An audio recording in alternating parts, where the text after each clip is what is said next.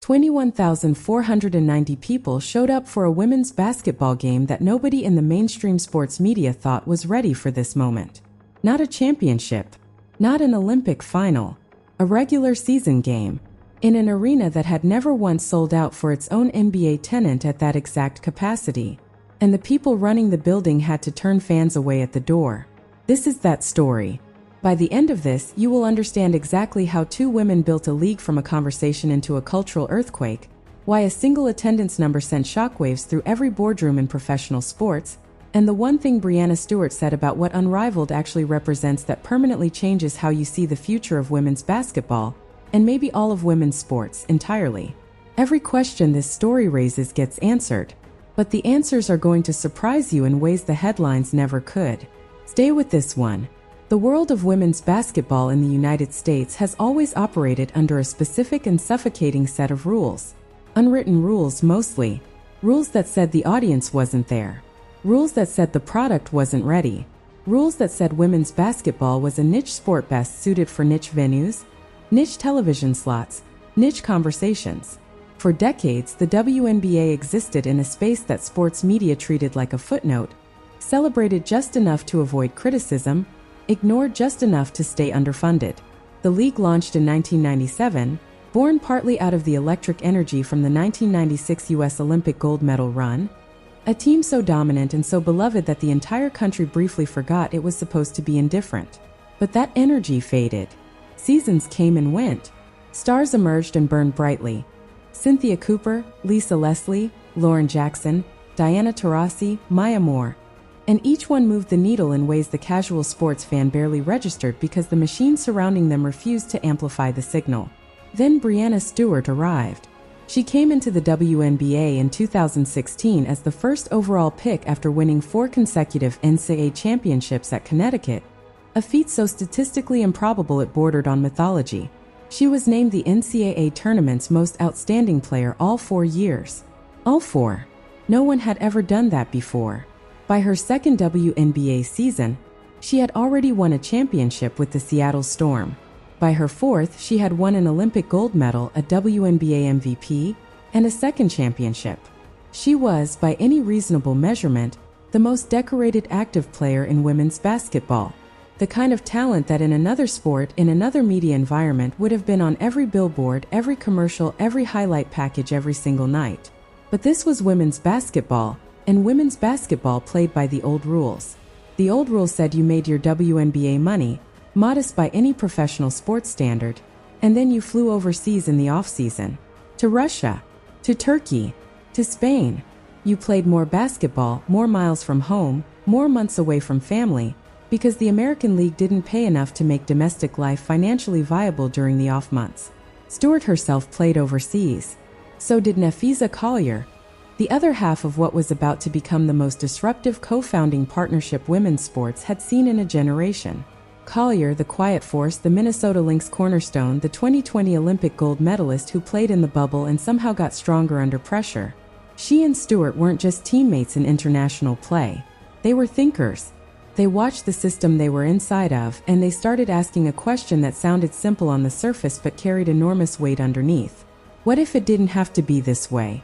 That question, small, quiet, planted in a conversation between two of the best basketball players alive, was the seed. It didn't look like much yet, but seeds rarely do. And then something shifted.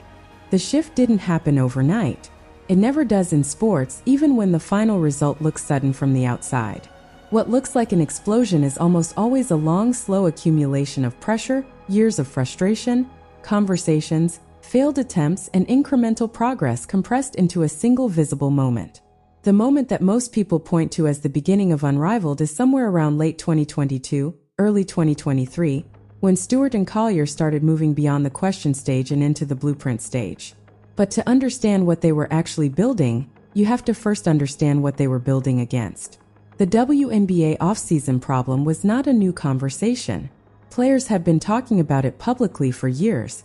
The league's salary structure, even after various collective bargaining improvements, left top-tier players making a fraction of what comparable male athletes earned in American professional sports. The maximum WNBA salary at the time hovered around $130,000 annually. Compare that to the NBA minimum salary, which sat above $1 million. The gap wasn't just large. It was structurally absurd. It meant that a player like Breanna Stewart, arguably the most accomplished active basketball player in the world across all genders when you factored in the full breadth of her accolades, was making less in her primary professional league than an NBA player who had never logged a meaningful minute in a real game. The math wasn't just unfair. It was a statement, a loud, institutional statement about whose labor the market had decided to value and whose it had decided to tolerate. So players left. Every fall, the rosters of foreign leagues lit up with American talent. Stewart went to Russia for years, playing for UMMC Ekaterinburg in the EuroLeague, one of the most dominant women's basketball clubs on the planet. The money was real there. The competition was elite. But Russia in the winter is not a comfortable place to spend half your year, and the emotional and physical toll of playing year-round, across multiple continents, across dramatically different time zones and training environments, was something that no one in the mainstream sports conversation fully reckoned with. These women weren't just playing basketball. They were surviving a schedule that would have broken most professional athletes in any sport. Stewart spoke about it later with a kind of matter-of-fact honesty that made the reality even starker. She said something that lodged itself in the memory of everyone who heard it, that she just wanted to be home. Home. That word carried a weight in this conversation that statistics alone couldn't carry. For Stewart, home meant New York. It meant the city that had fallen in love with her Liberty teams. It meant her family, her community, the soil of a life she was only partially present for during any given calendar year. For Collier, home meant Minneapolis, meant the Lynx organization that had built her into one of the most respected two-way players in the game, meant her growing family, her support system, the version of herself that existed outside the basketball court. Both women were approaching the point in their careers where the overseas grind was starting to feel less like a professional necessity and more like a tax they were paying for choosing this particular sport in this particular country at this particular moment in sports history. The invasion of Ukraine in February of 2022 forced the issue in a way that abstract financial arguments had not. Stewart was in Russia when the war began. She left. The EuroLeague suspended its season, and suddenly the conversation about off-season solutions shifted from theoretical to urgent. If the overseas option could disappear overnight because of geopolitical catastrophe, then the entire foundation players had been relying on for financial stability was far more fragile than anyone had been willing to admit out loud. That fragility became a design brief. Stewart and Collier didn't just want to create a league that filled the off-season calendar. They wanted to build something structurally different, something that understood players not as assets to be deployed, but as equity partners in a shared enterprise. The conversation shifted from what if to how, and how, it turned out, required a completely different model than anything women's basketball had attempted before. Not a barnstorming tour, not an exhibition series, a real league, with real stakes, real salaries, and something no women's sports organization in North America had ever offered its players at scale: ownership. Actual ownership of the thing they were building. The concept of player equity in professional sports is not new. Athletes have been buying into teams and leagues for decades, usually as investors, occasionally as symbolic gestures, almost always as minority stakeholders with limited actual influence over the direction of the organization. What Unrivaled offered was different in its architecture. The players weren't buying in after the fact. They were founding participants. The league was designed around their ownership from the beginning, which meant that when Unrivaled grew, and the founders believed with a conviction that others initially found unrealistic that it would grow, the players would grow with it.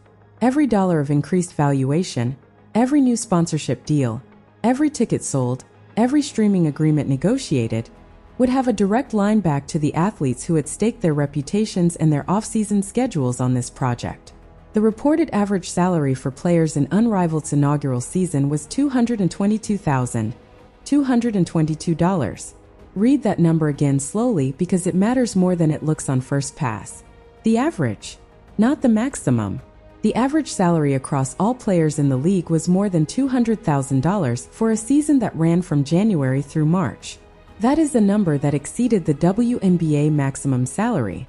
It meant that players who might have been mid-tier contributors in Unrivaled were making more in a few months of 3-on-3 play than the best players in the world's most established women's professional basketball league could earn in a full season.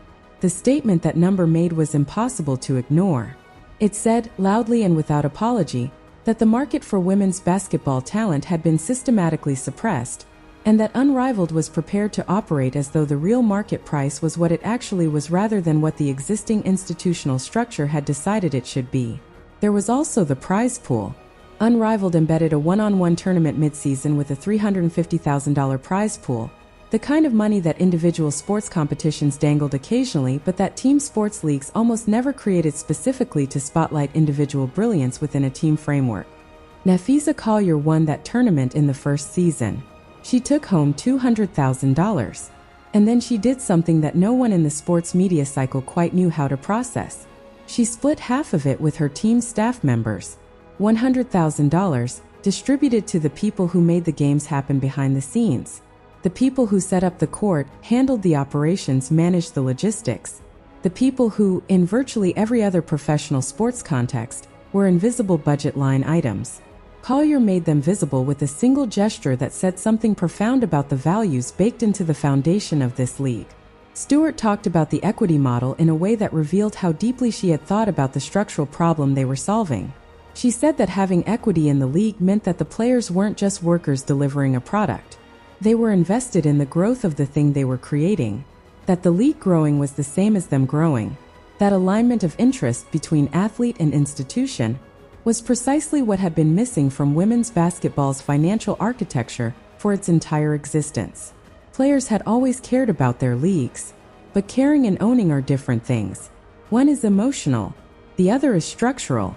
Unrivaled made it structural. The league launched in January of the first year with 6 teams operating out of a home base in Miami, Florida. The format was 3-on-3 full court, which gave the game a pace and an openness that 5-on-5 basketball couldn't replicate. More space meant more one-on-one moments, more isolation plays, more of the singular talent of individual athletes on display in a way that a crowded half-court set could obscure. For a league trying to introduce casual sports fans to names and personalities they might not have previously encountered, 3-on-3 was a surprisingly elegant choice. Every possession was a close-up. Every decision by every player was legible in a way that made highlight clips feel immediate and personal. The Miami home base worked for the winter window. Sun, warmth, leisure travel. Unrivaled wasn't just selling basketball. It was selling an experience. But the founders had bigger ambitions than a single market. They wanted to tour. They wanted to take the product to cities where the audience already existed, where the hunger for women's basketball was proven, and where the infrastructure could support something genuinely massive. The first tour stop was Philadelphia. Philadelphia has a complicated relationship with women's basketball.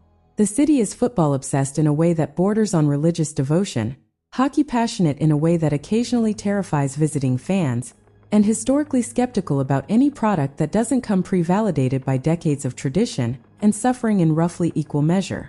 This is not a city that gives standing ovations to novelty. Philadelphia makes you earn it, which made what happened at Xfinity Mobile Arena on that February night in the inaugural Unrivaled touring season one of the most remarkable single-event stories in modern American sports history, because Philadelphia didn't just show up. Philadelphia showed out in a way that reframed every assumption the broader sports world had been operating under. 21,490 people walked through those doors. Let that number settle for a moment because it requires context to be fully understood.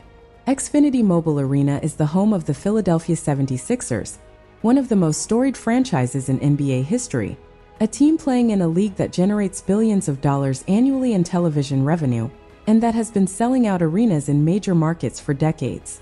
The 76ers' all-time single-game attendance record at that building was 21,305. Set in 1998, during a Michael Jordan game, the final time Jordan ever played for the Chicago Bulls in Philadelphia, one of the most loaded sports narratives imaginable, a pilgrimage for fans who knew they were watching something that would never happen again. That record had stood untouched for over 25 years. Not because Philly fans didn't show up for their team. They did. Constantly. But 21,305 was the ceiling that the building's most celebrated franchise had reached in its single most mythologized moment. Unrivaled broke it by 185 people. For a regular season 3-on-3 women's basketball game featuring no local WNBA team, no playoff stakes, and a league that was barely 1 year old, the record didn't just fall, it collapsed. And the reverb was immediate.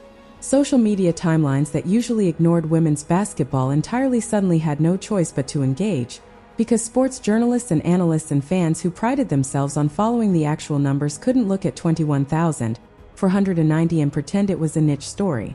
The Philadelphia Inquirer ran it. ESPN ran it. The Athletic ran it. National sports radio programs that had spent years questioning the commercial viability of women's basketball found themselves in the awkward position of reporting a number that demolished their narrative infrastructure in a single data point. But here is where the story gets more interesting, because the attendance record at Xfinity Mobile Arena wasn't just the basketball record. It wasn't just the 76ers record. It was the all-time record for any event ever held in that building. The Backstreet Boys had held that distinction. Specifically, their Into the Millennium Tour on September 29, 1999, a concert that drew 21,424 fans. That was the building's peak, a pop culture phenomenon from the turn of the millennium. The Backstreet Boys at the height of their cultural power, at the absolute apex of their commercial dominance. 26 years of concerts, playoff games, boxing matches, hockey games, and every other form of live entertainment had been unable to surpass that single night. Unrivaled surpassed it. 66 people over the Backstreet Boys. History, written in women's basketball. Stewart's response to the moment was not triumphalist in the way you might expect from someone who had just watched the project they co-founded break a decades-old record. She was proud, but her pride had a specific texture. She said that it was more than just hype. She said that what happened in Philadelphia was people seeing the product through and through. What you get on the court and how players are treated off the court. The distinction mattered to her. Hype is hollow. Hype is manufactured energy that evaporates the moment the event is over. What Stewart was describing was something different. She was describing genuine demand meeting genuine product quality, and she wanted the world to understand that those were not the same thing as a marketing campaign. But even as Stewart spoke those words, a question was forming in the minds of anyone paying close enough attention. The question wasn't whether Unrivaled was real. Philadelphia had answered that. The question was what Philadelphia meant. Because records are one thing, sustained growth is another, and the gap between a single historic night and a genuinely transformative cultural movement is a gap that the sports world has seen plenty of promising stories fall into. The WNBA itself had experienced moments of enormous visibility and cultural resonance, the 2018 season, the 2020 bubble, the surge of attention around players like Aya Wilson and Sabrina Ionescu in recent years, without those moments fully converting into the kind of structural change that would permanently alter how women's basketball was funded, covered, and treated as a business. So the real question underneath the attendance number was whether this time was actually different, or whether Unrivaled was another incredible data point in a long series of incredible data points that the sports industry would admire briefly before returning to its existing habits. Stewart's framing of the answer was careful in a way that revealed how much she had been thinking about this specific distinction. She talked about where the league started, about the fact that there was no blueprint when she and Collier first began having these conversations. She and Collier had built the blueprint while they were walking. They had figured out the architecture of a new kind of league while simultaneously having to convince investors, players, venues, and media partners that the architecture was worth betting on. That process of building credibility while building the actual thing is one of the most cognitively and emotionally demanding things a founder in any industry can attempt. Most people who try it fail, not because their idea is wrong, but because the simultaneity of the demands is simply too much. You need revenue to attract talent. You need talent to generate revenue. You need media attention to get venues. You need venues to get media attention. Every door requires a key that is sitting behind another locked door. What Stewart and Collier had that pure business founders often lack was the one thing that unlocks all the other doors first. Credibility earned on the court.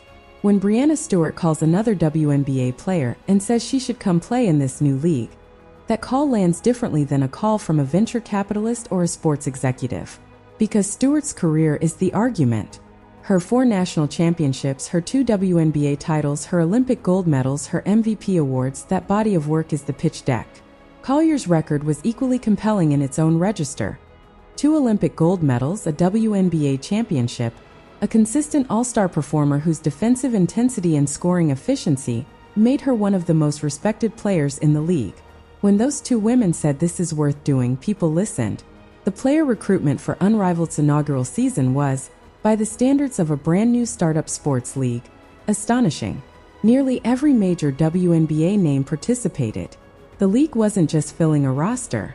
It was aggregating the best women's basketball talent in the world into a single competitive space during a period when, absent Unrivaled, those players would have been dispersed across 6 different countries. That concentration of talent had a compounding effect on product quality that became immediately visible to anyone who watched. 3-on-3 basketball with Breanna Stewart, Aya Wilson, Nafisa Collier, Jonquil Jones, Eriko Gunbowl, and dozens of other elite players sharing a single court at the same time created a basketball experience that was genuinely unlike anything available anywhere else.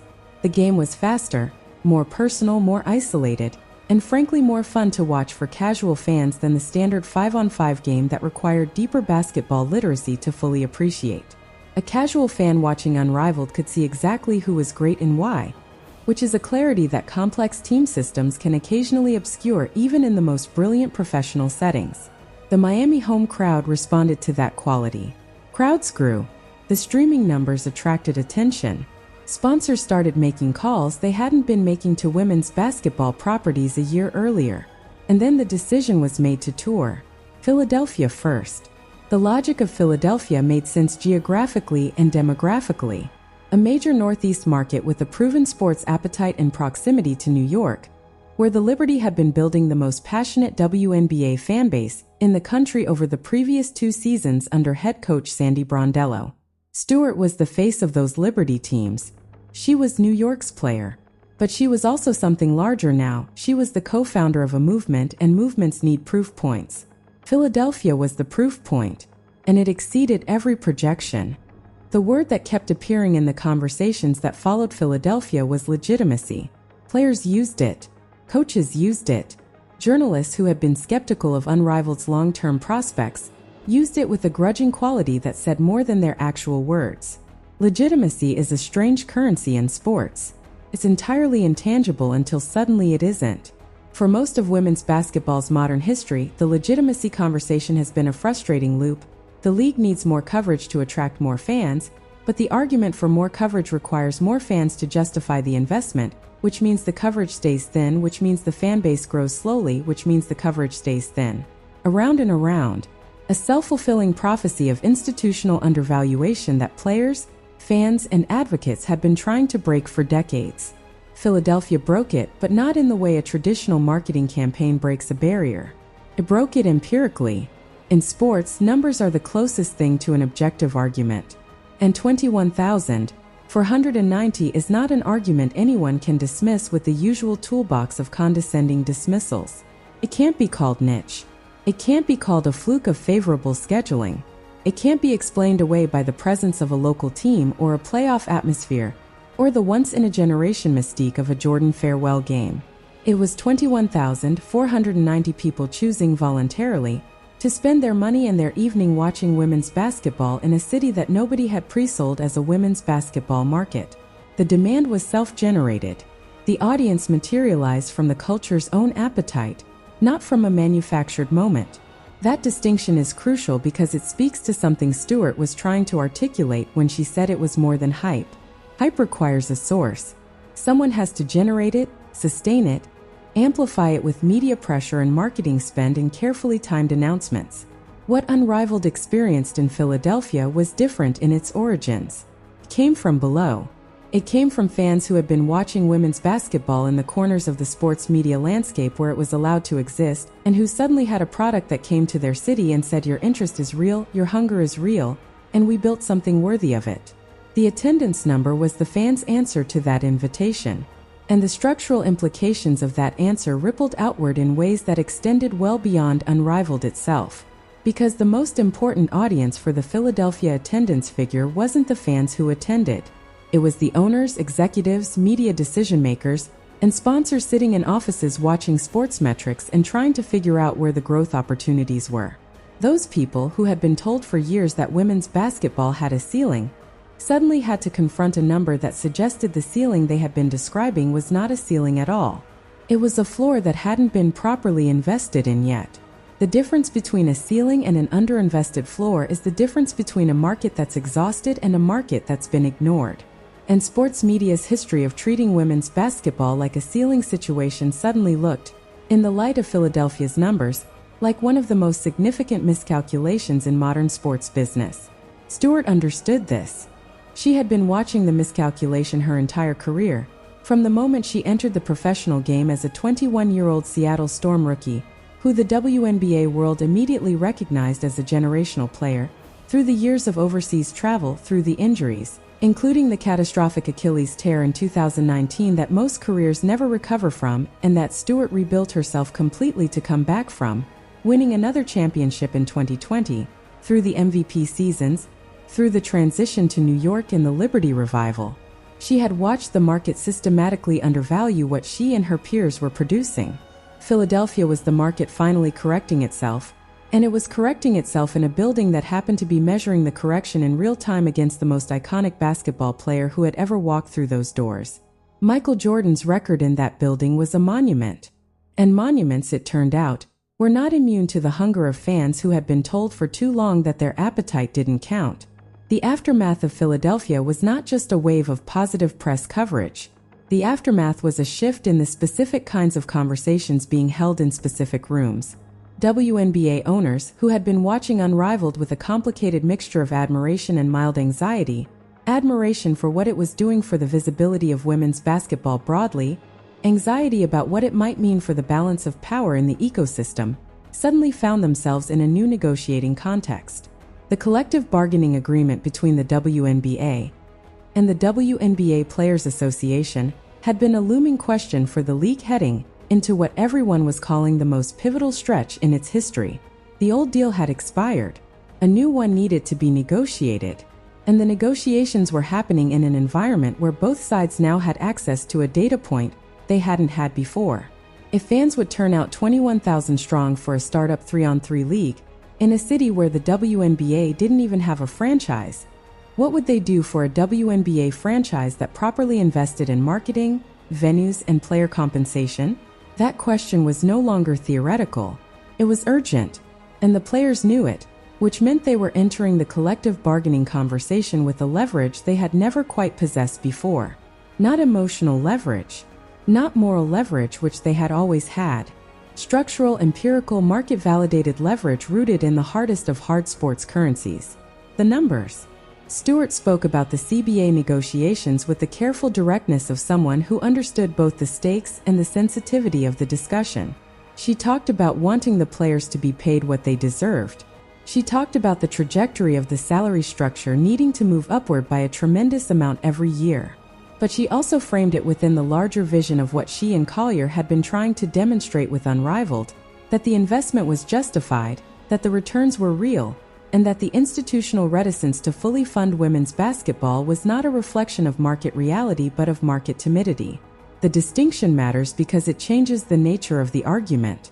You can't negotiate against market reality, but you can negotiate against market timidity, especially when you have a box score that proves the timidity wrong. The tour's second stop was Brooklyn, Barclays Center, where the New York Liberty play their home games, where Breanna Stewart had spent the previous 2 WNBA seasons turning a franchise that had been underperforming its potential for years into one of the most exciting and best-attended teams in the league. The Liberty's home crowds had grown substantially during Stewart's tenure. The organization had invested in the game day experience, the marketing, the roster depth. The results were visible in the attendance figures and in the cultural energy around the team. Barclays Center has a basketball capacity of 17,732 for WNBA games, which means that even before Unrivaled arrived in Brooklyn, the Liberty had already been proving that a properly invested women's basketball team in a major market could fill a large arena consistently. Now Unrivaled was coming to Barclays for its semifinal round. Not a regular season game, a playoff game, with Stewart's own team, the Mist, scheduled to face the Breeze in the nightcap semifinal at 8:45 in the evening. The Phantom versus the Vinyl had the earlier tip at 7:30. 4 of the 6 remaining teams in the tournament, the best players in the world, and the city of New York, which had been watching Breanna Stewart play basketball in various capacities for years, and which had a particular appetite for playoff stakes and cinematic sports moments. The Philadelphia number wasn't going to be easy to approach at Barclays, simply because the arena's capacity was smaller. But that wasn't really the point. The point was that Unrivaled was now playing in a WNBA arena for the first time. The point was that 2 worlds were converging. The point was that the thing Stewart and Collier had started in a series of conversations about what women's basketball could be was now operating inside the same walls where women's basketball already happened, where the Liberty's championship caliber team had been built, where the seeds planted by 2 years of competitive excellence were about to be harvested in a postseason environment charged with the electricity of everything that had come before. And the seed that had been planted quietly, almost invisibly, back in those early conversations between Stewart and Collier, the idea that players deserved to own a piece of the thing they built, was about to flower in a way that the sports business world was not fully prepared to understand. What ownership actually means in practice, inside the lived experience of a professional athlete who has spent their entire career being the product rather than the owner of the product, is something that gets discussed abstractly in sports business circles but rarely with the granular honesty that Stewart brought to it. She wasn't describing ownership as a symbolic gesture or a feel-good addendum to a competitive basketball league. She was describing it as a fundamental reorientation of the relationship between athlete and institution. The old relationship said, "You perform, we profit, we distribute a portion of the profit back to you in the form of salary if and when the negotiation allows it." The new relationship said, "You perform, we profit together, and the growth of the enterprise is the growth of your equity," which means your interest in success is not just professional pride or competitive instinct. It is financial reality. That reorientation has ripple effects that extend far beyond individual players' bank accounts. When athletes own equity in the leagues they play in, they become stakeholders in decisions that have traditionally been made entirely by ownership and management. They care about arena quality because arena quality affects revenue, which affects their equity value. They care about marketing spend because marketing spend drives attendance, which drives revenue, which drives equity value. They care about player treatment, broadcast deals, sponsorship agreements, and scheduling decisions, not just because those things affect their quality of life, but because those things literally affect the value of what they own. The alignment of interests that Stewart described isn't just philosophically appealing. It is economically generative in ways that traditional sports ownership structures have never fully explored. The parallel to what was happening in the WNBA's collective bargaining conversation was direct and unavoidable. One of the central arguments players had been making throughout the CBA negotiations was that the growth of the WNBA, real, documented, attendance and ratings growth, should translate into materially better compensation for the players driving that growth. The league had been growing for several consecutive years, with attendance records broken in multiple markets, television viewership numbers climbing, and merchandise sales reaching new peaks.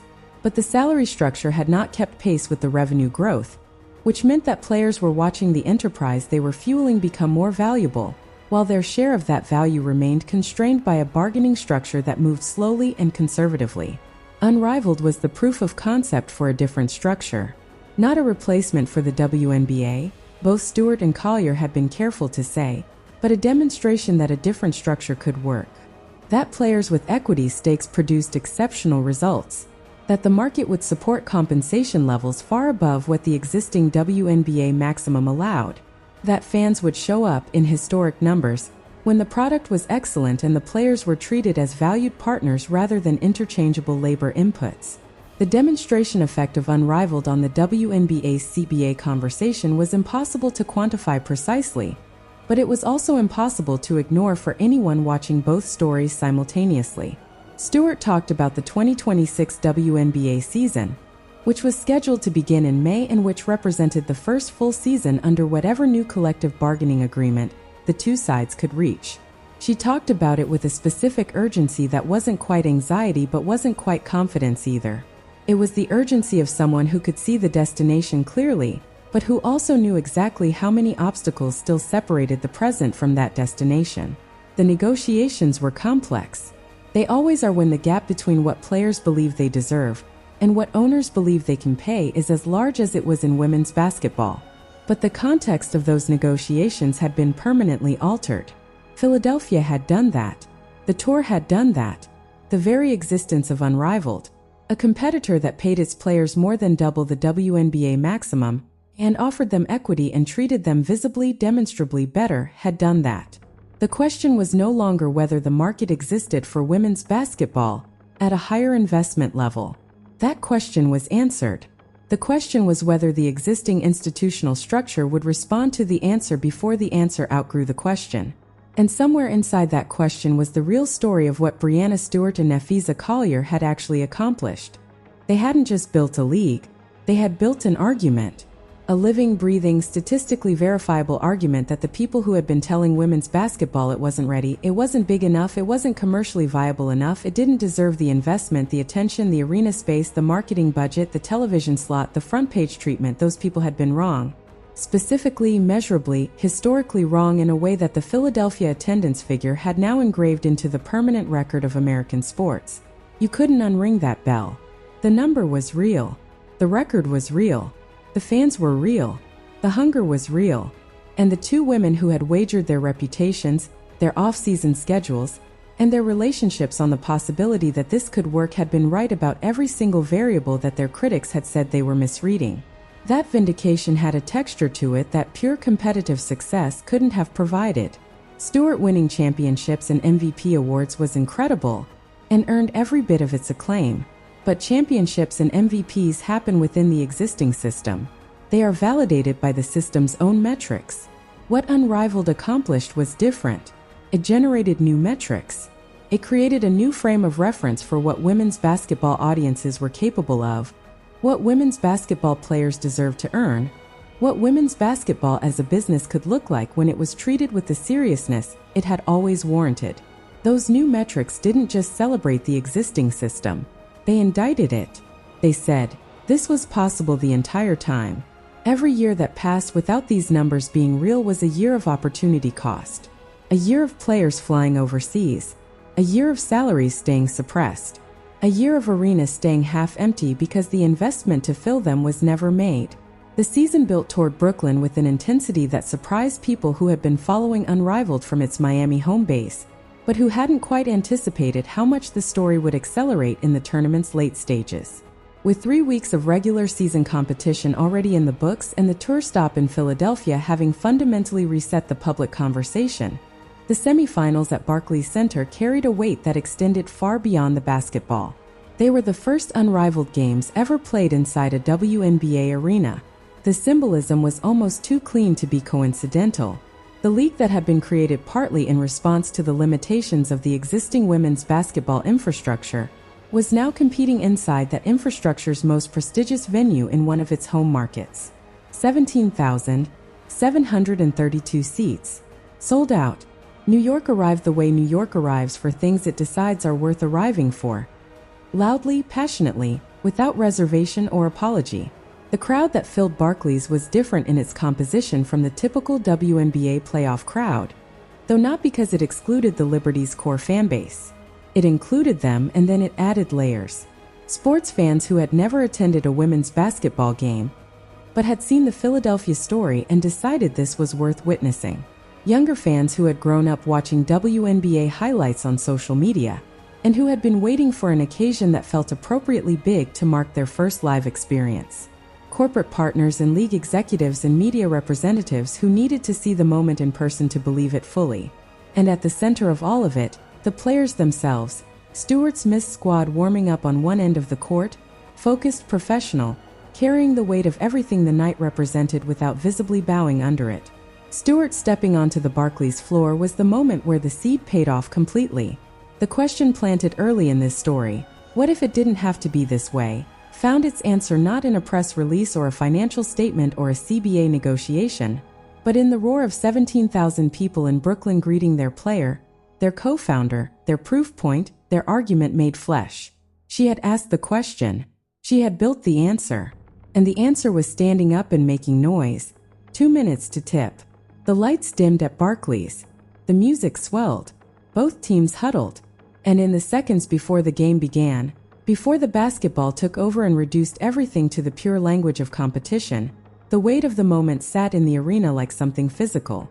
Everything Stewart had ever said this could be was right here, right now. The Phantom and the Vinyl played the first semifinal. The crowd was already at capacity.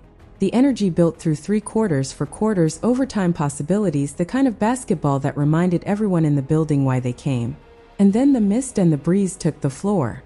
Stewart walked out to a sound that Barclays had been preparing itself to make all night. The game was fast, relentless. 3-on-3 at this level is almost unbearably immediate. Every possession a decision, every decision visible. Stewart scored. She set screens. She directed traffic. She was the same player she had always been, precise, powerful, deeply intelligent on the court. Except that tonight she was all of that and also something larger. She was the reason this night was happening. The league lived in every move she made. The Mist won. They moved on.